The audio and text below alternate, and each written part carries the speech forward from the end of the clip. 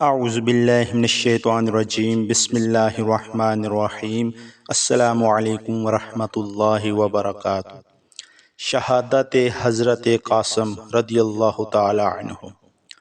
ہاشمی خاندان کے ایک مہکتے ہوئے پھول حضرت قاسم جو حضرت حسن کے فرزند ہے، ان کی عمر 19 سال ہے اور ان کی شادی کے لیے رشتہ حضرت امام حسین کی صاحبزادی حضرت بی بی سکینہ سے طے ہو چکا تھا۔ وہ آپ کی خدمت میں کھڑے دست بدست رائے حق میں اپنی جان قربان کرنے کی اجازت طلب کر رہے تھے۔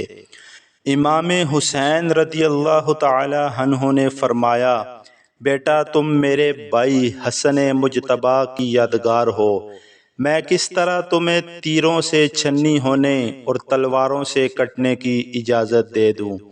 عرض کیا، چاچا جان مجھے دشمنوں سے لڑنے کی اجازت ضرور دیجیے اور مجھے اپنے اوپر قربان ہونے کی سعادت سے محروم نہ کیجیے۔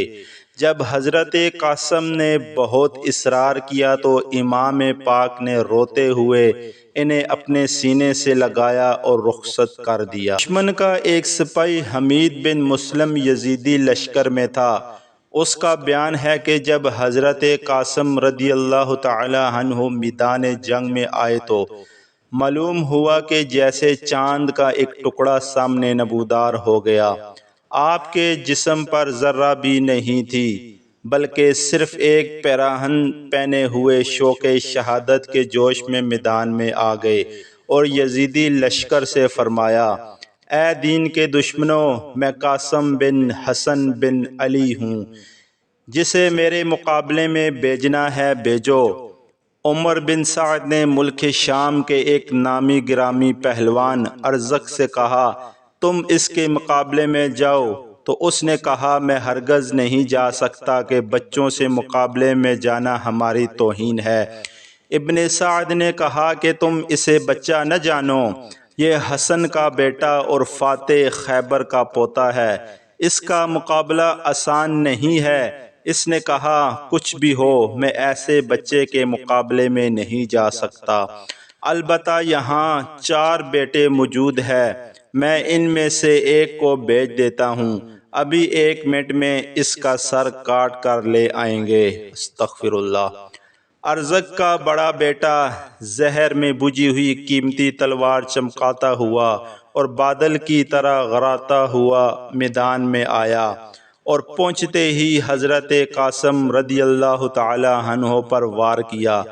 آپ نے اس کے وار سے بچ کر ایسی تلوار ماری کہ اس کی تلوار کٹ گئی۔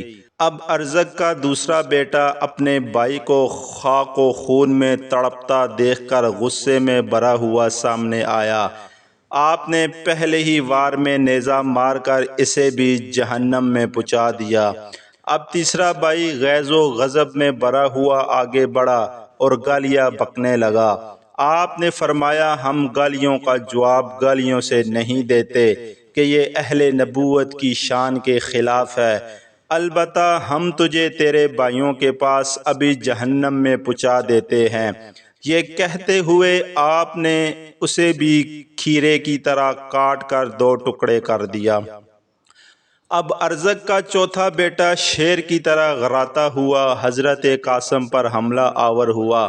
آپ نے اس کے وار کو بیکار کر دیا اور اس کے کاندھے پر تلوار کا ایسا وار کیا کہ وہ منہ کے بل زمین پر آ گرا، اور پھر وہ پوری طاقت کے ساتھ اٹھنا ہی چاہتا تھا کہ آپ نے اس کے سر کو جسم سے الگ کر دیا۔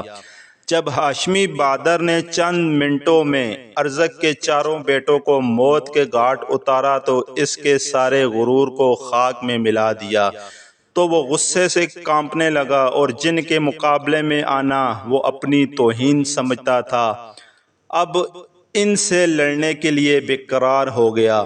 ہاتھی کی طرح چنگاڑا اور شیر کی طرح دہاڑتا ہوا میدان میں آ کر حضرت قاسم رضی اللہ تعالی عنہ کو للکارا کہ لڑکے تیار ہو جاؤ، موت تمہارے سر پر آ گئی ہے۔ آپ نے فرمایا، ارزق ہوش کا دعویٰ کر، تو اوروں کے لیے دہشت کا پہاڑ ہوگا، ابھی تو نے ہاشمی بادروں کو نہیں دیکھا، ہماری رگوں میں شیر خدا کا خون ہے، تو ہمارے نزدیک مچھر اور مکھی سے زیادہ حیثیت نہیں رکھتا۔ ارزق یہ طعنہ سن کر اور بھی آگ بگولا ہو گیا اور حضرت قاسم پر نیزے سے حملہ کیا۔ آپ نے اس کے وار کو بیکار کر دیا، پھر آپ نے بھی نیزے سے وار کیا جو خالی گیا۔ اس طرح دونوں طرف سے کچھ دیر نیزہ بازی ہوئی۔ اس کے بعد ارزق نے تلوار کھینچی تو آپ نے بھی تلوار نکال لی۔ تو اس نے جب آپ کے ہاتھوں میں اپنے بیٹے کی تلوار دیکھی تو کہا، یہ تلوار تو ہمارے لڑکے کی ہے، تمہارے پاس کہاں سے آ گئی؟ آپ نے ہنس کر فرمایا کہ تیرا بیٹا مجھے یادگار کے طور پر یہ تلوار اس لیے دے گیا ہے تاکہ میں تجھے اس سے موت کے گھاٹ اتار کر تیرے بیٹوں کے پاس پہنچا دوں۔ یہ سن کر ارزق غصے سے پھپھر گیا اور حضرت قاسم پر حملہ کرنا ہی چاہتا تھا کہ آپ نے فرمایا، ہم تو تجھے نہایت ہی تجربہ کار بہادر سمجھتے تھے، لیکن تو نہایت ہی اناڑی ہے کہ گھوڑے کی زین کسنے کا بھی سلیقہ نہیں رکھتا۔ آپ کے اس طرح فرمانے پر جب وہ جھک کر اپنے گھوڑے کی زین دیکھنے لگا تو اس وقت آپ نے تلوار کا ایسا بھرپور وار کیا کہ وہ دو ٹکڑے ہو کر زمین پر آ گرا۔ حضرت قاسم ارزق کے گھوڑے پر سوار ہو گئے اور خیمے کی طرف آ کر حضرت امام حسین کی خدمت میں عرض کیا، پیاس پیاس، چچا جان اگر تھوڑا سا پانی پینے کو مل جائے تو ابھی ہم ان سب کو موت کے گھاٹ اتار دیں۔